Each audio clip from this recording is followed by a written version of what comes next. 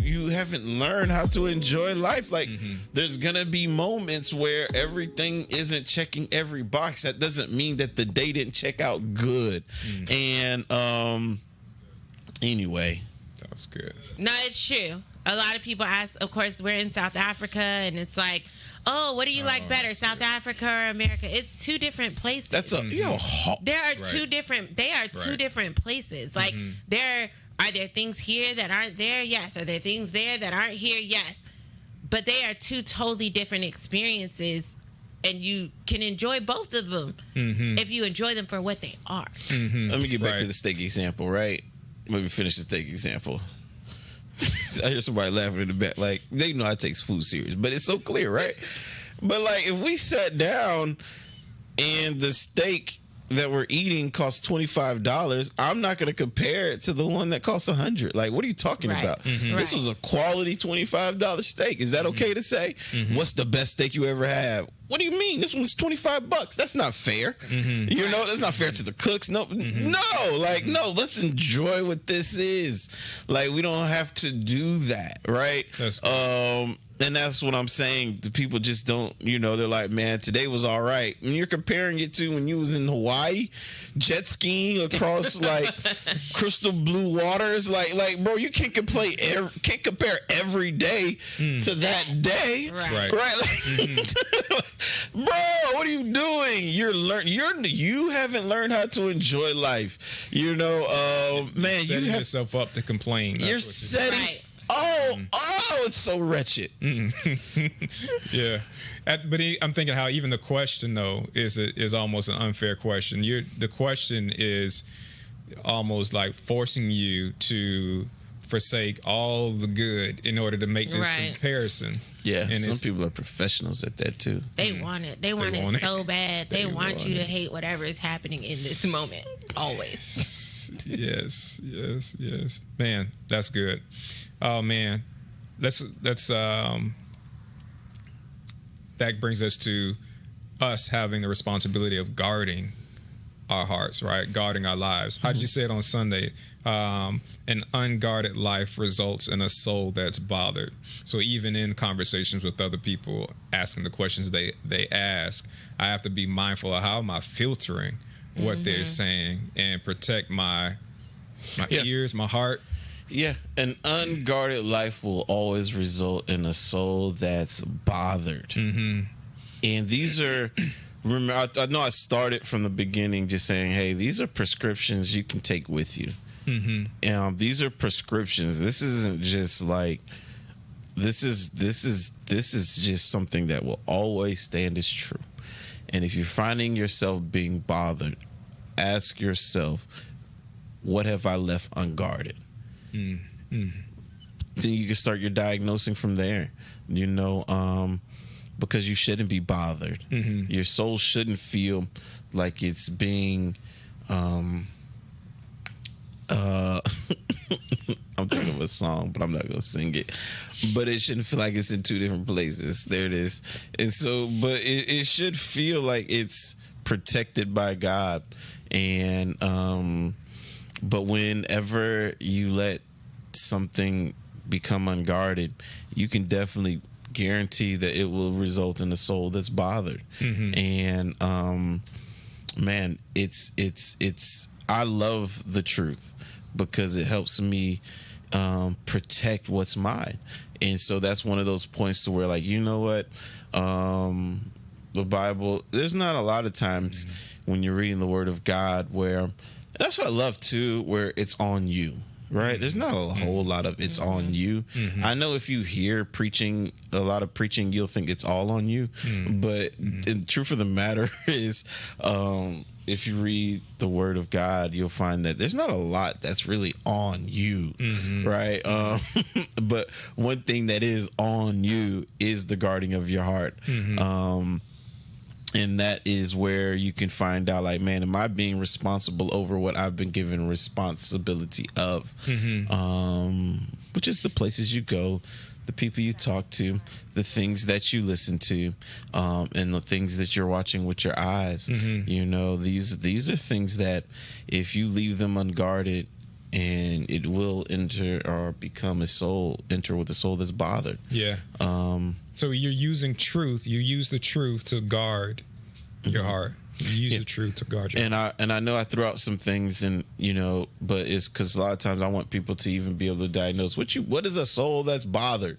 What does that look like? It's where little problems cascade into monumental problems. It's where, I didn't say this on Sunday, but anyway, it's where you can't. It would have been great because it was a funny point, but I didn't do it. But when you can't connect the how to the what, and we heard this phrase that become popular where it says, I feel some type of way. Like, I just feel some type of way. That's a bothered soul, where you can't define what made you feel that way, but you feel some type of way. You have a bothered soul. Like, you just wake up, you be like, bro, I just feel some type of way. Like, well, is it what happened today, bro? I am be honest with you, ain't nothing happened today, but I just know I feel some type of way. Well, that's a bothered. That's a bothered soul, bro. That's right. That's good. Where you can't sense gratitude in the fact, and I said this on Sunday. When you don't wake up as a believer, and if the first thing you feel is gratitude that it's a new day, that is a sign that your soul is sick. Because a new day for a believer means that there's new mercy. Old things have passed away. We should wake up joyful. And if you do not wake up joyful, there's something unguarded. That's good. Period. Like that, like we wake up and we're like, yo, you know what? Someone should have to really make you mad.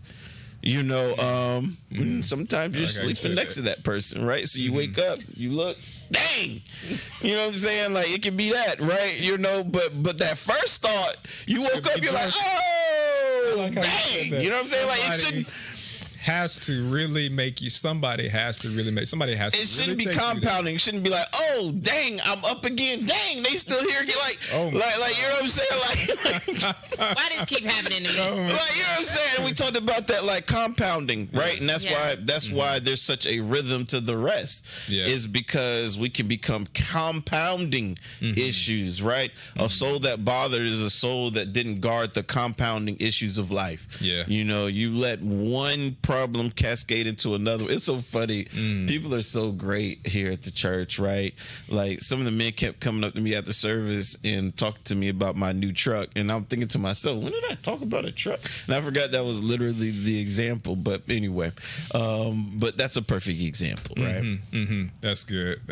So then that brings us to the purpose of resetting, the need to reset, as it was given to us on Sunday. Retreat, evaluate, settle, evolve, trust, to end it up.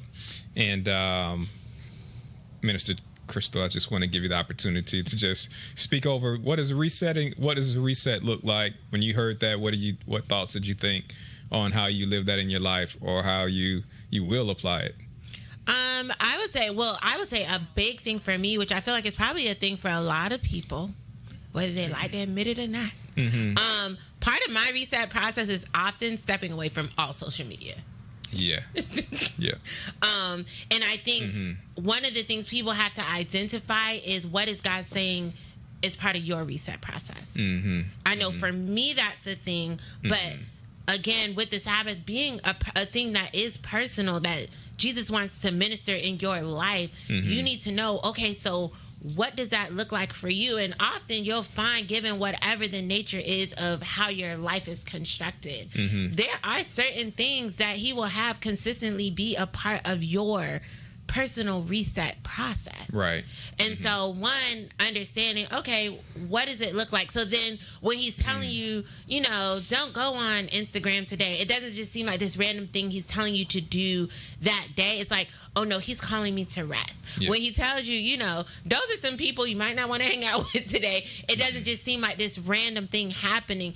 He's literally calling you to rest based on what he's saying as a part of your reset process. So I think one of the things that I've learned to do is understand what are specific things that God has put into my reset process. So then if I hear him saying any one of maybe these 5 things, I know, oh, I'm being called into rest. I'm being called into a retreat. That's good. And so, then I know, okay, I need to start incorporating all of the things that are a part of this process. So I would say it's really important for people to know what is a part of your reset process. That's good. That's good. As we close out this session, are there any final thoughts? Anything? Yeah, I want to hear. Minister Jones dropped this line. She talked about wild convictions and God always leading us to victory. Yes. The wild convictions. And I was in the message I was just talking about when we purchased a home. It was funny because we were staying in an apartment and I was just like, I woke up one day and it was like, Ricky, I can't live attached. That's the way it came out. I was like, I can't live attached anymore. We have to buy a house.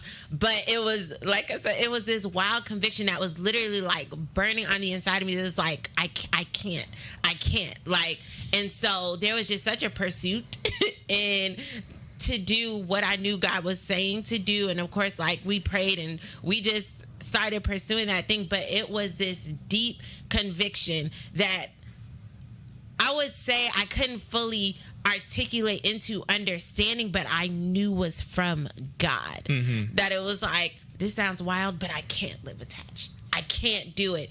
And it was in obedience to that we ended up purchasing our home. And then 3 years later, we sold our home.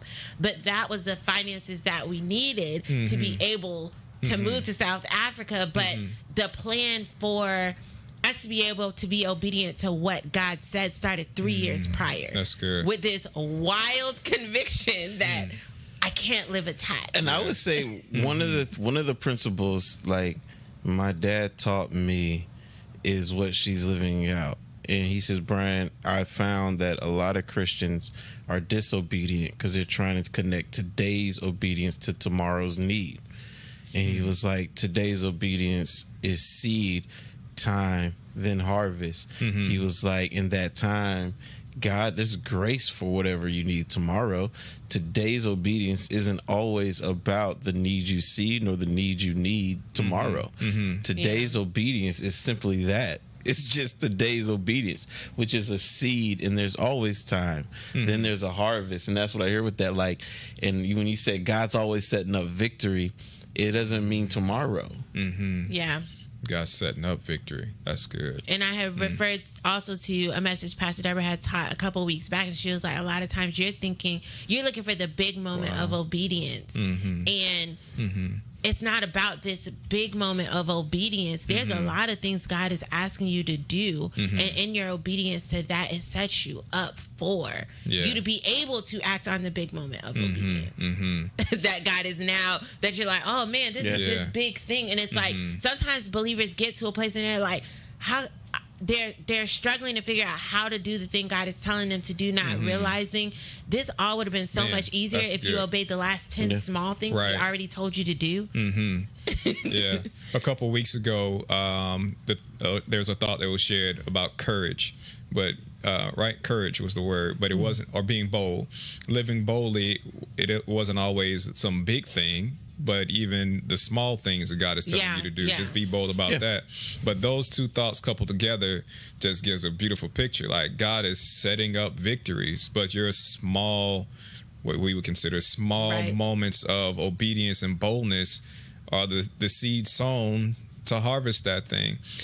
We process the big, if it's a big vision or big idea, there are big things I got to do in order to get there. Not understanding that, man, God is all the while working in order to bring you to where He's already designed for you to be. These are two things you read too, right?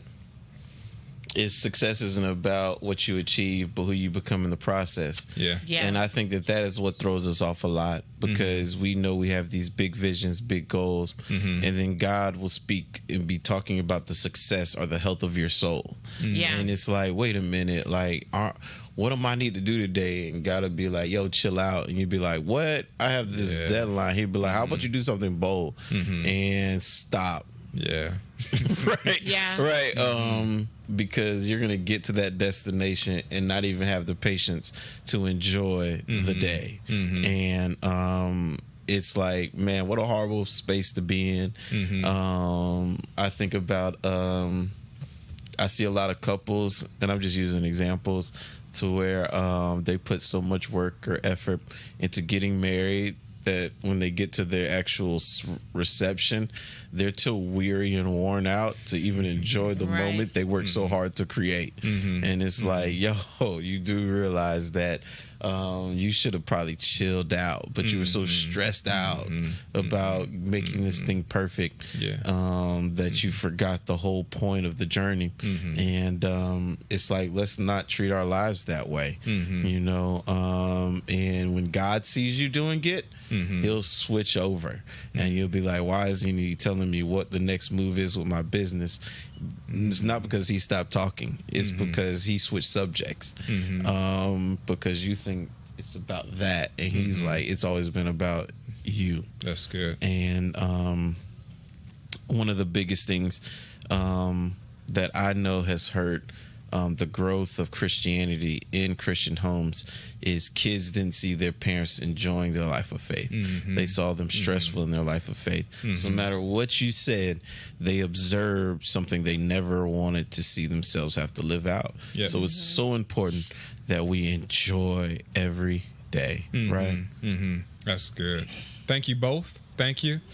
There's the rest. Clap it up. Yeah. There is a rest. We're grateful. Thank you, Pastor Bryan, Minister Chrystle Jones, and we're excited about this day as you go through it, knowing that we love you. God does too. Keep attending and keep being most blessed. We'll see you soon.